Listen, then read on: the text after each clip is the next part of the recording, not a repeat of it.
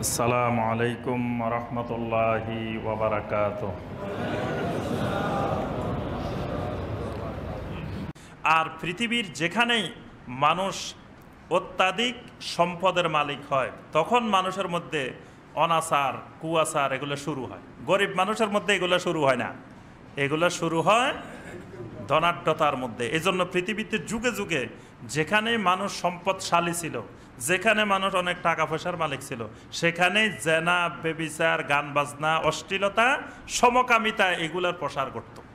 এক সময় আমাদের দেশের মানুষ খুব গরিব ছিল না, তখন 3 বেলা খাবার জোগাড় করতে মানুষের কষ্ট হয়ে যেত। কিসের গান বাজনা, কিসের অন্য কিছু।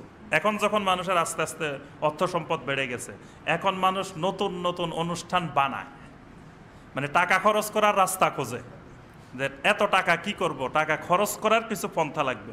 তখন তারা জন্মবার্ষিকী, মৃত্যুবার্ষিকী, বিবাহ বার্ষিকী, আকিকা বার্ষিকী, তারপরে খতনা বার্ষিকী, এখন খতনা করেও অনুষ্ঠান করে না?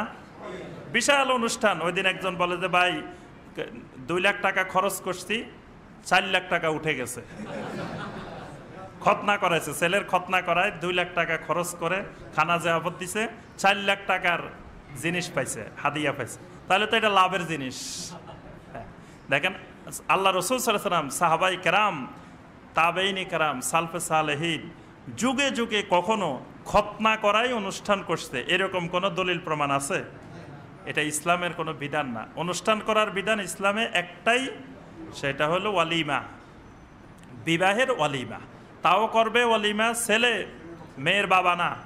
আমরা তো ওয়ালিমা তুলে দিছি মেয়ের বাবার উপরে। মেয়ের বাবা গরু বিক্রি করে, ছাগল বিক্রি করে, ঋণ দিয়ে ওই ওয়ালিমার ব্যবস্থা করে, যেটা জুলুম।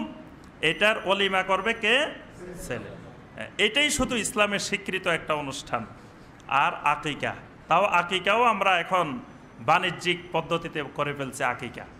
আকিকা দিবে, আপনি যাবেন, সাথে টাকা পয়সা, টাকা নেওয়ার জন্য বাক্সলে বসে না?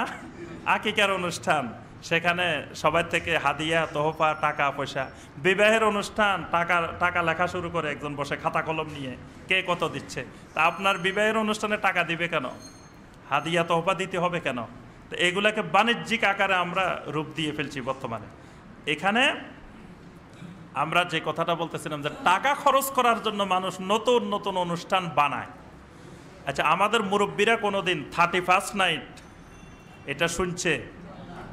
অনেক মুরব্বী আছেন 31st নাইট বলতে গেলে দাঁত ভেঙে যাবে, নাম তো শুনে নাই, শিখাইতে গেলে কষ্ট। এখন দেখেন আজকের যুগে 31st নাইট যত পর্যটনের আছে ওইগুলাতে ঠাঁই নাই মানুষের। কোনো হোটেল মোটেল কোথাও কোনো খালি নেই, সব ভরপুর। কারণ কি? টাকা, অর্থ। মানে মানুষের হাতে এত টাকা খরচ করার জায়গা পায় না। এই খরচ করার জায়গা যখন পায় না, তখনই তাদের মধ্যে অশ্লীলতা বেড়ে যায়, গান বাজনা বেড়ে যায়, যৌনাচার বেড়ে যায়, এই সমকামিতা বেড়ে যায়। আল্লাহ রাসূল সাল্লাল্লাহু আলাইহি ওয়াসাল্লামের একটা হাদিস এই প্রসঙ্গে শুনাই রাখি। সুনানে বাইহাকির হাদিস, সহিহ হাদিস, আব্দুল্লাহ ইবনে ওমর রাদিয়াল্লাহু তাআলা আনহুমা থেকে বর্ণিত। আল্লাহ রাসূল সাল্লাল্লাহু আলাইহি ওয়াসাল্লাম বলেন, মান বানা বিবেলাদিল মুশরিকিন ওয়া সানা নাইরুজাহুম ওয়া মাহারাজানাহুম ওয়া তাশাব্বাহা বিহিম হাত্তা ইয়ামুতা হুশিরা মাআহুম ইয়াউমাল কিয়ামা। আল্লাহ রাসূল বলেন, যে ব্যক্তি মুশরিকদের দেশে স্থায়ীভাবে বসবাস করে, ঘরবাড়ি বানায়, ওয়া সানা নাইরুজাহুম ওয়া মাহারাজানাহুম, এবং ওই মুশরিকেরা যখন নববর্ষের অনুষ্ঠান করে, নবান্ন উৎসব করে, বিভিন্ন ধরনের মুশরিকদের যে সকল অনুষ্ঠান, উৎসব, পার্বণ আছে, সেইগুলার সাথে যে মুসলিম তিনি নিজেও অংশগ্রহণ করে, ওয়া তাশাব্বাহা বিহিম হাত্তা ইয়ামুতা, মৃত্যু পর্যন্ত এর সাথে জড়িত, তওবা করার সুযোগ পায় নাই, হুশিরা মাআহুম ইয়াউমাল কিয়ামা, আল্লাহ রাসূল সাল্লাল্লাহু আলাইহি ওয়াসাল্লাম বলেন, কিয়ামতের ময়দানে ওই মুশরিকদের সাথেই তার হাসর হবে। আল্লাহ রাসূলের স্পষ্ট কথা, হুশিরা মাআহুম ইয়াউমাল কিয়ামা। আপনি খ্রিস্টানদের 31st নাইট পালন করতেছেন, আপনার হাসর হবে কাদের সাথে? খ্রিস্টানদের সাথে। আপনি হিন্দুদের অনুষ্ঠান পালন করেন, আপনার হাসর হবে।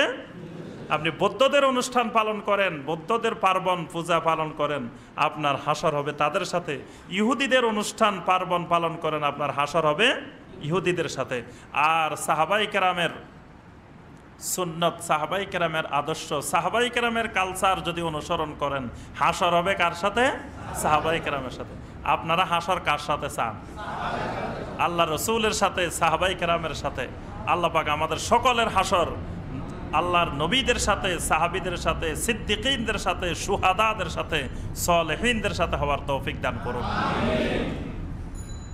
তাহলে পৃথিবীর যেখানেই সম্পদ আসে সেখানেই সকল অনাচার কুয়াচার আসে।